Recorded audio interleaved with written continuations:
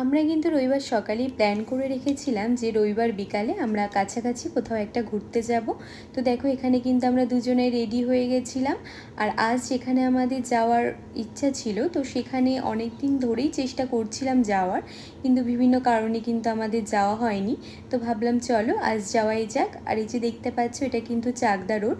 তো আমরা কিন্তু চাকদা রোড ধরেই যাচ্ছিলাম। আর এই রাস্তাটা কিন্তু বিকালের দিকে বরাবরই সুন্দর লাগে, আজকে আরও বেশি সুন্দর লাগছিল। আর এত সুন্দর হাওয়া দিচ্ছিল না। আর আকাশটা দেখো, মানে দেখে মনে হচ্ছিল কেউ যেন রং আর তুলি দিয়ে আকাশটাকে সুন্দর করে রং করে দিয়ে গেছে। তো এত সুন্দর দৃশ্য হয়তো বাড়ি বসে থাকলে আমি দেখতেই পারতাম না। আর আজ আমাদের যেখানে যাওয়ার কথা ছিল, তো সেটা কিন্তু আমি আমার দিদির কাছ থেকেই জানতে পেরেছি। তো সে এখানে প্রায় আসে। তো আমাদের বাড়ির এতটাই কাছে, আমাদেরই কখনো যাওয়া হয়নি। তো ভাবলাম চলো আজকে যাওয়াই যাক। তো দেখতেই পাচ্ছ, এটা কিন্তু সাই বাবা মন্দির, আর এটা আমাদের বনগাঁ চালকিতে। তো আমরা কিন্তু এর আগে কখনোই এই মন্দিরে যাইনি। এটা মেন রাস্তা থেকে কিছুটা ভেতরে। তো আমরা কয়েকজনকে জিজ্ঞাসা করে নিয়েছিলাম।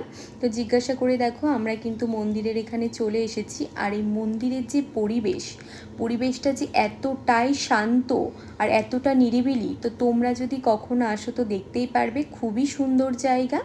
আর আমরা যখন মন্দিরে পৌঁছেছিলাম না, তখন সন্ধ্যা আরতি হচ্ছিল।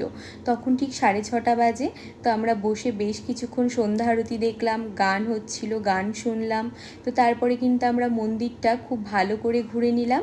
আর মন্দিরের যিনি থাকেন তিনি কিন্তু বলছিলেন যে প্রত্যেক বৃহস্পতিবার এখানে কিন্তু আরও বেশি ভালো করে পুজো হয়, অনেক লোকজন আসে।